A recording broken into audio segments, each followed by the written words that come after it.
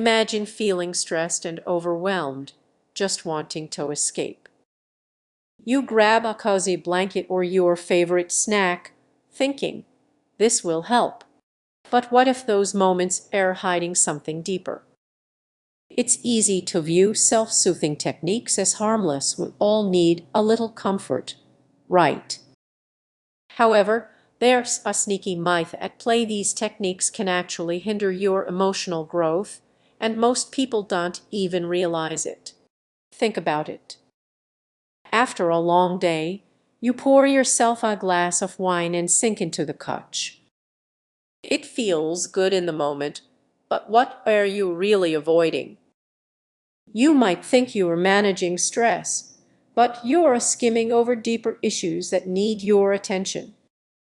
Now, picture a friend who scrolls through their phone whenever anxiety hits. They believe they're calming down, but they are missing out on real connections and personal growth. Sound familiar?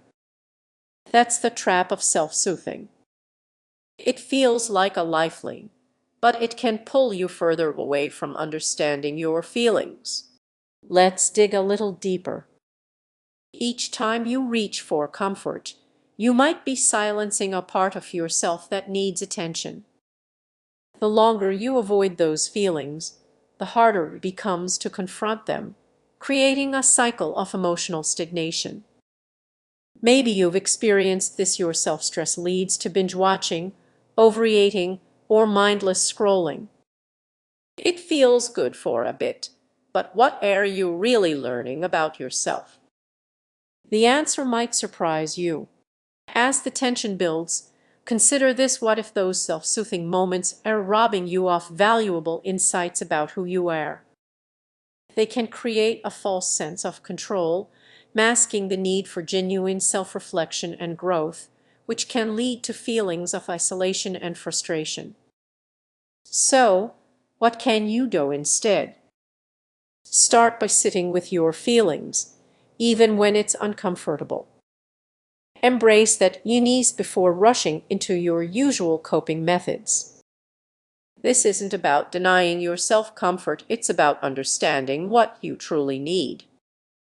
Reflect on this: every time you avoid your feelings, you step further away from emotional growth. You're the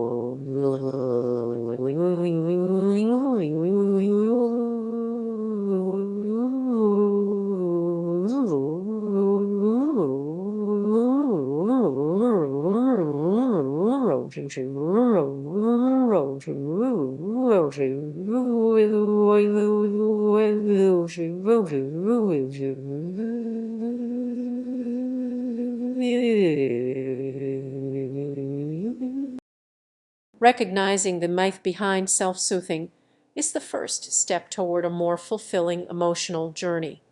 After this video, take a moment to consider how often you reach for quick comfort instead of facing your emotions directly. It might be time to rethink your methods.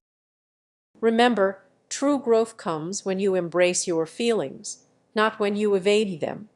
Have you ever felt a wave of relief after using your favorite self-soothing technique? Maybe you turned to binge watching a show or scrolling through social media. But what if I told you that some of these comforts might actually be holding you back? Picture this: you are having a rough day and reach for that tub of ice cream, hoping it will lift your spirits. Yet as you dig in, a nagging thought arises: am I really solving anything? That's the crux of the issue. Many of us see self-soothing as a magical fix, but could it actually be a dangerous myth? Self-soothing can feel amazing in the moment, like wrapping yourself in a warm blanket on a chilly night. However, what if every time you seek that comfort, you're just masking deeper issues? You might not even realize you're avoiding the emotional growth that's essential. Imagine scrolling through your phone, lost in a sea of perfectly curated lives. It feels like a break from your own chaos. But as those minutes turn into hours, that familiar heaviness starts creeping back in. It's more than just boredom, it's a signal that something remains unresolved. Now, think about this: what if your go-to self-soothing methods aren't just distractions, but barriers? They can keep you from confronting the very emotions that need your attention. Every moment spent in denial is a moment when real healing could be happening. Here's the twist: these techniques often become crutches. You think you are coping, but in reality, you might be stunting your emotional intelligence, your ability to understand and process your feelings. It's slipping away, little by little, while you numb yourself. Take a deep breath and consider this: what if the next time you feel that urge to retreat into your comfort zone, you paused? Instead of reaching for that distraction, what if you sat with your feelings, even if just for a moment? The tension might rise, but that's where real growth happens. So, how can you shift your approach